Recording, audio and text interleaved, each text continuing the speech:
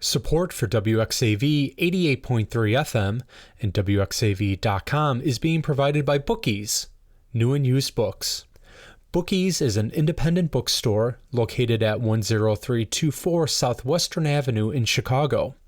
They have a collection of new and used books and accept book trade-ins and donations. More information is available at bookieschicago.com and on Instagram at bookieschicago. Support for WXAV 88.3 FM and WXAV.com is provided by Northwest Community Credit Union. Northwest Community Credit Union is located on campus inside the Graham School of Management and offers financial services for the St. Xavier community. Services include student credit cards, student loans, and other financial resources. More information is available at nwccu.com. This is a WXAV 773 Sounds podcast, introducing you to the best local bands in the Chicagoland area. Hi, this is Peter Kreten from 773 Sounds here on the WXAV 88.3 FM Chicago, your escape from ordinary radio. And we've come to my absolute favorite segment of the show, our featured artist of the week. Now, when I first heard French Inhaler, two words just popped into my mind: Daft Punk. After Daft Punk, two other words popped into my mind: Joy Division. If you take Joy Division and you combine them with Daft Punk, you get the great band French Inhaler. And we've been spinning them the last few weeks, and I'm so excited because I have Adam O'Leary from French Inhaler with me here today. Adam, how you doing, man? I'm doing great. Thank you so much, Peter. That's like high praise. Those are fantastic, fantastic references. Yeah, thank you. No, dude, my pleasure. And it's the truth. I mean, the first time I heard you guys, you really stopped me in my tracks because there's a melancholy to your music, but it's like really danceable. It's really fantastic. And I want to ask you so many questions about the songwriting approach, but I always like to begin these interviews with kind of like going back to the beginning. Can you kind of share a little bit about how you first got into music and really wanted to become like a musician? I grew up with music in the household. The person I think that had the biggest impact was probably my grandmother. And she and I, we were very close. And she wasn't a musician, but she was just like a musical person. She just had this like beautiful cadence and rhythm to her voice. And she grew up, as a child, listening to rock and roll and doo-wop in the 50s. And so all that music, we'd be in the car, we'd be going somewhere, and she constantly had just music going, and we'd be listening to disco, we'd be listening to doo-wop, we'd be listening to, rhythm and blues. And the melodies were just so rich, and the harmonies. Those early days of my childhood, being introduced to something so vast and far from, what was going on at the time with music, really, really sunk into me. And I was able to sing along to harmonies and remember, the melodies and stuff. And I think I carried a lot of that with me once I became a musician. And then, of course, I was a kid in the 80s, so my parents grew up listening to a lot of pop music and Cyndi Lauper, David Bowie, Talking Heads, Prince. We were just a big radio family. And my parents went to some concerts. My father, he played guitar in a garage band up in Cleveland, Ohio, but it never really manifested. And he had guitars and stuff. Just a kid in the 90s, and that's when grunge and punk and alt music all kind of started happening. And Peter, when I got to sixth grade, one of my classmates, this kid named Jeff, he showed up one day with a baby blue PV Stratocaster, and he could play the opening riff to Teen Spirit. Nice. And after that, it was he became the coolest kid in the class. And I was like, I got to get a guitar. I got to get a guitar. I think I went home and I talked to my dad because he had a Les Paul. And I was like, Dad, can you play Teen Spirit? He's like, yeah, maybe. I don't. And he listened to it. And he did, he did his best. Like it wasn't spot on, but it was like, an E and an A or whatever. And so I would practice on this heavy ass Les Paul guitar, trying to like learn Teen Spirit, you know? Oh my Um, gosh, I love that story. And I love like the variety of your musical education. I mean, it sounds like you guys really ran the gamut and everything. So let's kind of fast forward a little bit. Can you kind of share with me how French Inhaler kind of came to be? yeah, that was like I knew Ashvin, I knew Zane through my wife, and they had a band called Supervisor, and they were playing shows with another band. Their guitarist was in another band.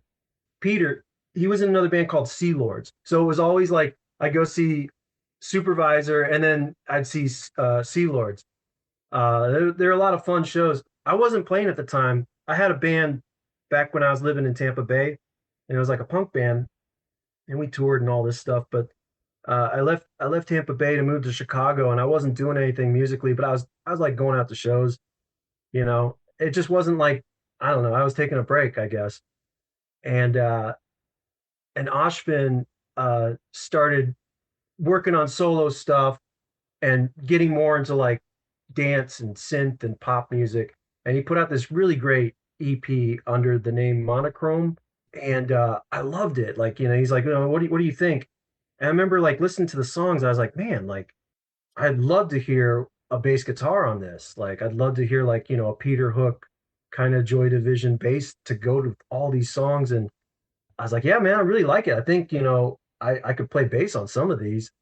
And we talked a couple times about maybe getting together and jamming. And at the time, I was also like writing some solo stuff, not synth, like more punk, I guess. Hmm.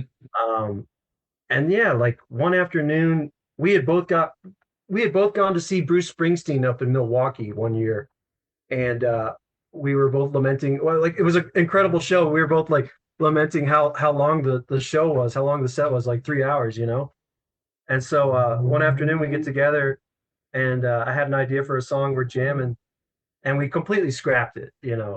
And like that first afternoon, we wrote this song called General Admission, and it was just about like how we were just waiting for this Bruce Springsteen concert to get over with so we could go home. Like we were so tired. We just instantly connected off that first time jamming with each other, just me and him. Um, there's this there's this thing that musicians share when there's like nonverbal communication, and you just lock in with each other. You don't Yeah. have to like say, "Hey, let's go here, let's do this." Like it's just you're in that flow space. And Oshman and I had that like from the get go. That's awesome. Kind of a rare connection to have. That's when you know it's a special writing partnership and everything. And the one thing that has blown me away listening to French Inhaler is really just how unique your sound is. Like there isn't another band in Chicago right now that really sounds like your band and everything. So I'm kind of curious, did that just organically happen or through the jamming sessions like you come across a melody and you're like, ooh, there's something there. Wow.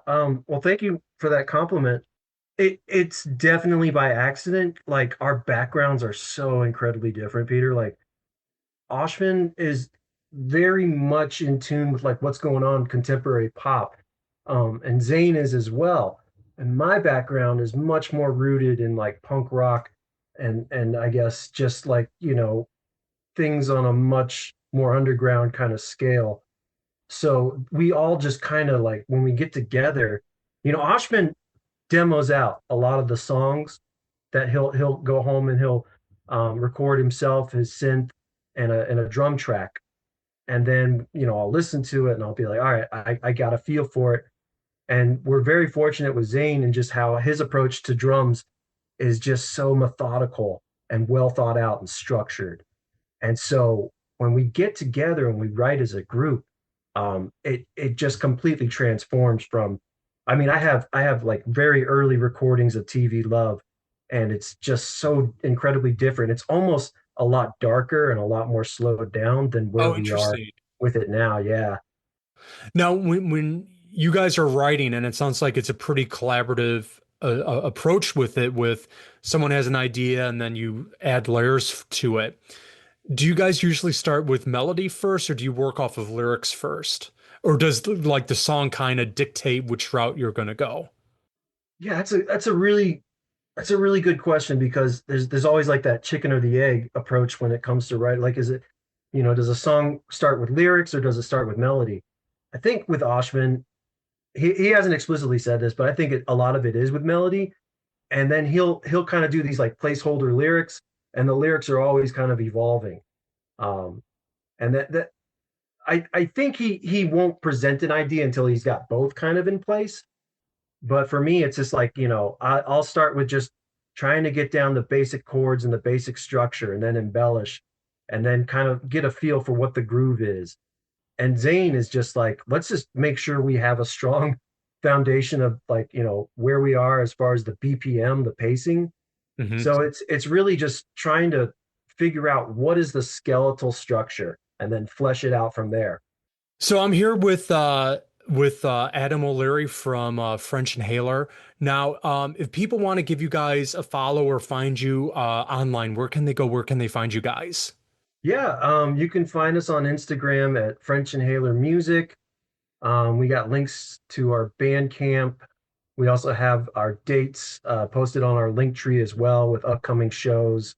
And then in August, we're going to be doing an original score at Comfort Station for their silent movie Loud Music showcase. That's going to Oh, be that's awesome.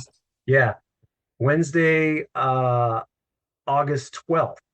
So we're going to be writing original music for Faust, black and white silent film, 1924. Wow, that's really incredible. Now, where's that show happening in August? That's at Comfort Station in Logan Square. It's going to be out on the lawn, weather permitting. They do silent movies, loud music like every summer. It's one of my favorite events here in Logan Square. They always find like a local band to kind of do an original score and soundtrack to silent movies. Oh, that is so cool. That is so cool. Yeah.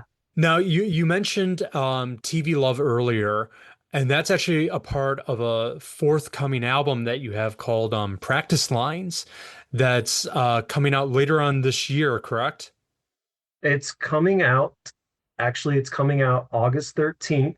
Okay. It's a Thursday on cassette with Little Headbutt, local tape label here in Chicago. Oh, that is so cool that it's going to be on cassette. That's really awesome. When you see something like that, because I love collecting vinyl, I'm a physical media person to my dying day.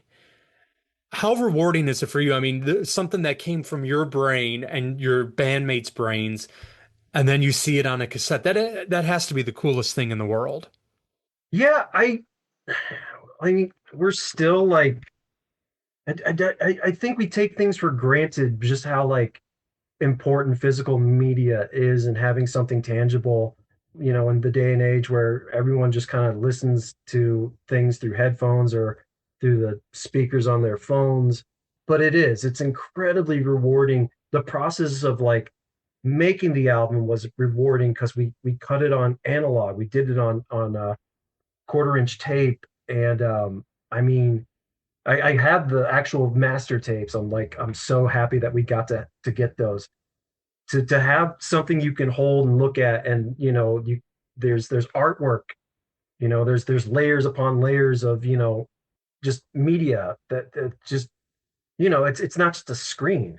And so that was really important for us. I've put out records in the past. I love the feel and the sound of like putting a record on a placard and putting the needle down and that pop. I love the entire process of it, and I find it really much more immersive as an art form. I think that way when you're actually connected to the music through physical touch and feel and reading the lyrics as you're listening to it. Yeah, no, I totally agree with you. It's a great experience. Now, with Practice Lines coming out, and you mentioned earlier that, you've put out other albums with other projects. How does Practice Line differ from some of the other stuff that you've made in the past? It was a lot more collaborative. a lot more intentional. And it was the first time I recorded analog. I think we went into the process not fully aware of what we were going to call the album or the theme. And once we got into the studio, I mean, we had hoped to do everything in 3 days, which was completely out of our minds, unrealistic. We tracked all the drums in one single day, which was amazing because that's just how incredible Zane is. Hmm. And then we spent a day just experimenting, exploring the studio space and just concocting and coming up with like different, you know, ideas for creating an atmosphere through pedals and synthesizers, as well as an antique radio I had, just kind of having that static. Oh, Um, nice. we went like all over. Just yeah, we got really lost the second day. I think we spent like 16 or 18 hours in the studio. Holy cow. Yeah, it was a long day on the second day. And then the third day we were like, hey, we're behind. Let's get the vocals done. Let's get the bass finished, and we'll come back in like a couple weeks and mix and all this. Once we had an idea of all the sounds and ideas that we were going to draw from, that's when we were able to say, oh, there's a reoccurring theme here. And Practice Lines was like a line from TV Love that really just kind of fit the mood and the theme of the record. How would you rate the local scene right now? You've been a part of it now with French Inhaler for a little bit. You're playing shows all over the city. What has that experience been like for you? I love the Chicago music scene. I find it so rewarding.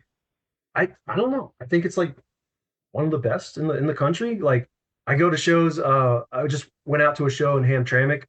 Saw some rad bands. I go to shows out in Milwaukee quite a bit. So Midwest is great. We can just like kind of drive an hour and a half and like end up somewhere and there's a really cool music scene. But I think the stuff that's going on in Chicago and some of these DIY spaces, I mean, I'm so excited and as a fan of like local music to be a part of it is just rad. Some of the bands that like we've been playing with recently, I think we're finally like starting to find our way on these bills. It's been like it's kind of a challenge for us, kind of playing like synth pop. And we play with a lot of punk bands, but they've been just so gracious and like sharing bills with us and like, supporting us. We just played the Burlington and we played at the Cell Phones, amazing, amazing three-piece band, just like crazy blast beats for the drummer. And we had 8-Bit Creeps on the bill with us, and then a band from Indiana, Skins. We're going to be doing some dates with Skins, I think in September. And prior to that, like yeah, we played Reeds Fest with Claw Toe and Speed Babes and Anxiety Patrol.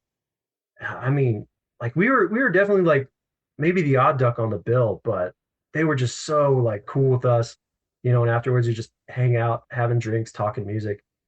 I really, yeah, it's it's a great scene to be a part of. I feel like in Chicago, there's a lot less of this like kind of idea that like we have to have the same music and genre on a bill. Like I feel like in Chicago, you're a lot more able to just it's more likely in Chicago that you're gonna like go to a show and you're gonna see like all kinds of different bands, all kinds of different variety of music and genres. So WXAV, we're a college radio station, and I work with students on a regular basis. And so many students want to get involved in the local scene, whether it is forming their own band, doing poetry, or even just like going to shows.